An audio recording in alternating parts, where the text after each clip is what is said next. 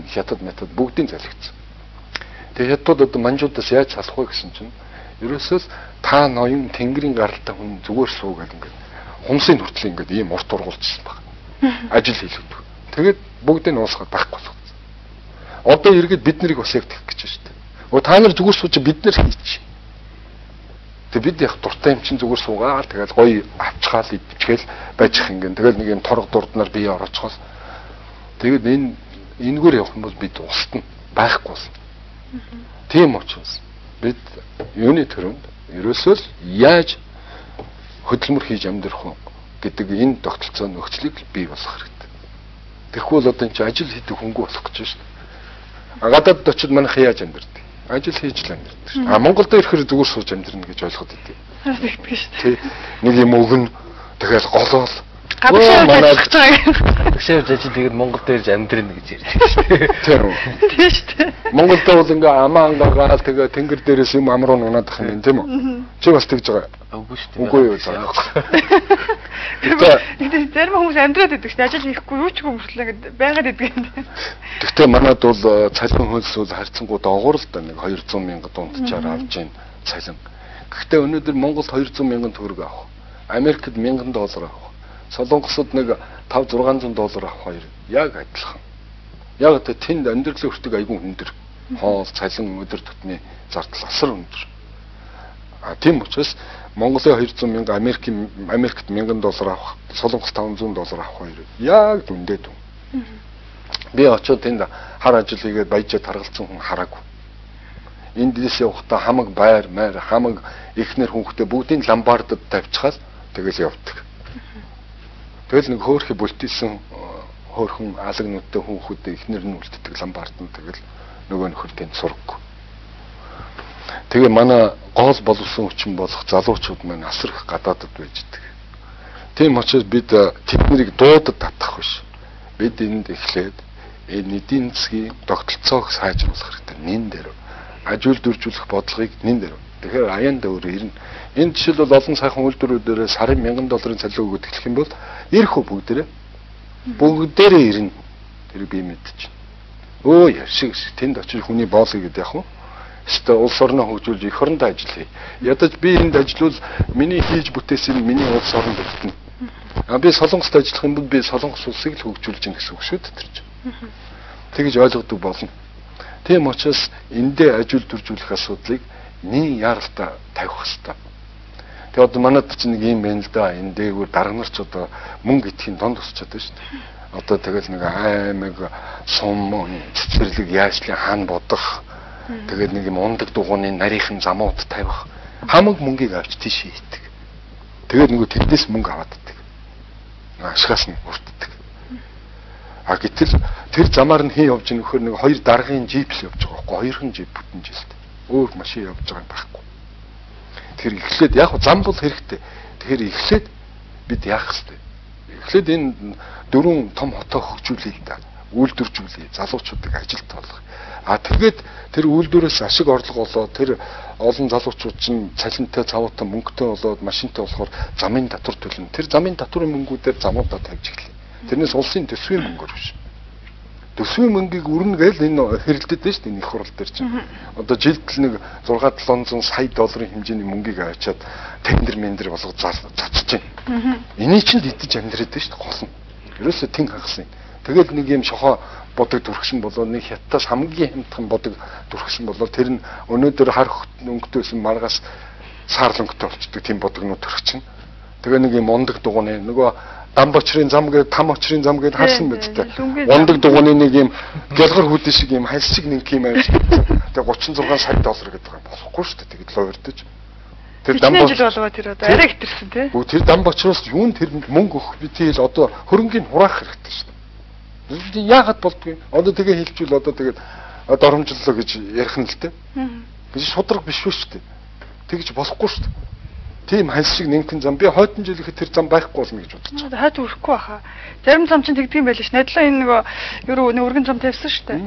Тэгсэн наад мөнгөрөөд нөгөө зарим газараа ингээд хавцсан явсан шүү дээ. Тэр там очир бол одоо тэр их хурал сууж ин болохгүй шүү дээ. Тийм нөхрийг бол их хурлаас шууд татаад хөөгөө зайлуулах хэрэгтэй шүү дээ. Шууд тэрнтэй хариуцлага тооцох хэрэгтэй шүү. авилгасын газар өгснээ хийж байгаа нь тэр нөхөртөө хариуцлага тооцохгүй. Тэгэж гундалаа ингэж юугээл дандаа улс төрийн захиалгаар намандаг ажлаа болох хэрэгтэй шүү дээ. Энэ хуулийн байгууллага. Яг үнэхээр энэ нийгэм тохирол учруулдаг байгаа нөхдүүдтэй бол ерөөс тэмцдэг. Тэгэхээр тэр зам бол болохгүй. Зүгээр нэг юм хальс шиг нэг ингээд 5 мм зам тавиад иж болохгүй шүү дээ. Тэгвэл би тавил л та.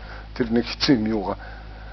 Тэгээд тэр нөхрийг тэнд одоо шагнаж байгаа юм шиг их хурал дотор сууж идэв. Тэ?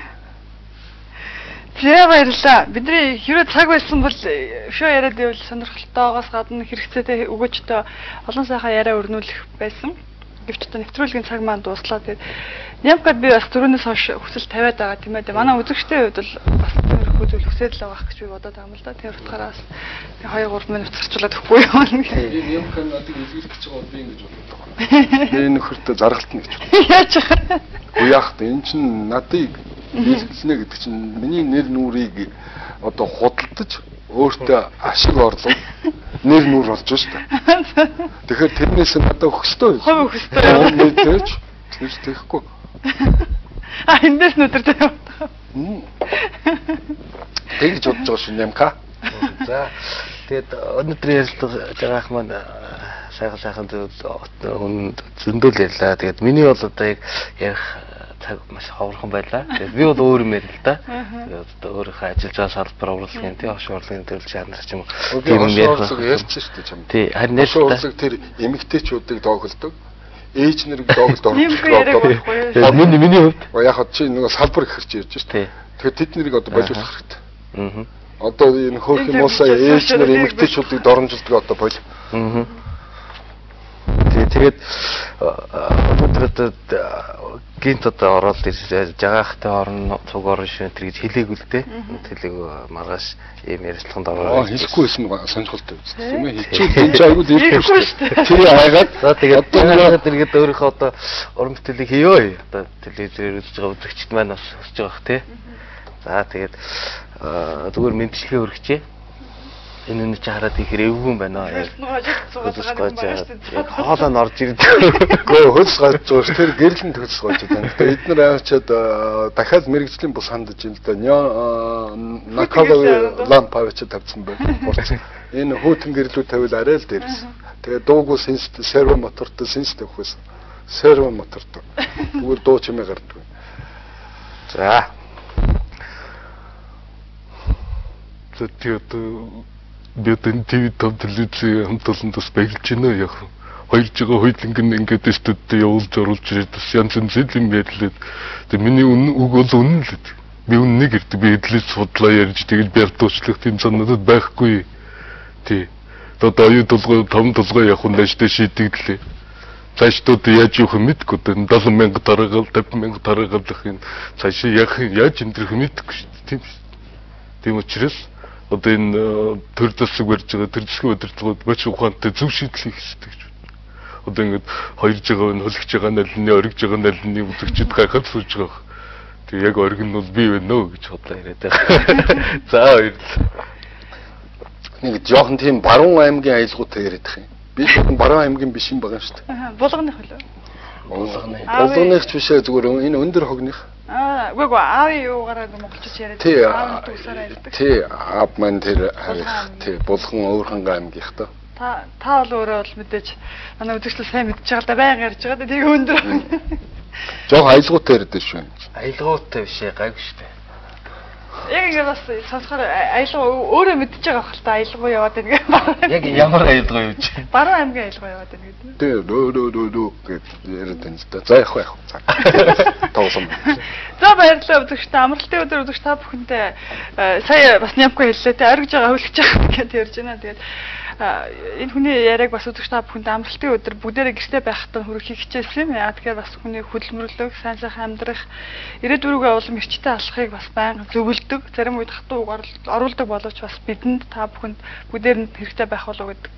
Утгаараа бид өнөөдрийнхөө зочныг үргэлжлэм аа. Ингээд та хоёрт баярлалаа. Хойлонд амжилт хүсье. За баярлалаа. Баярлалаа.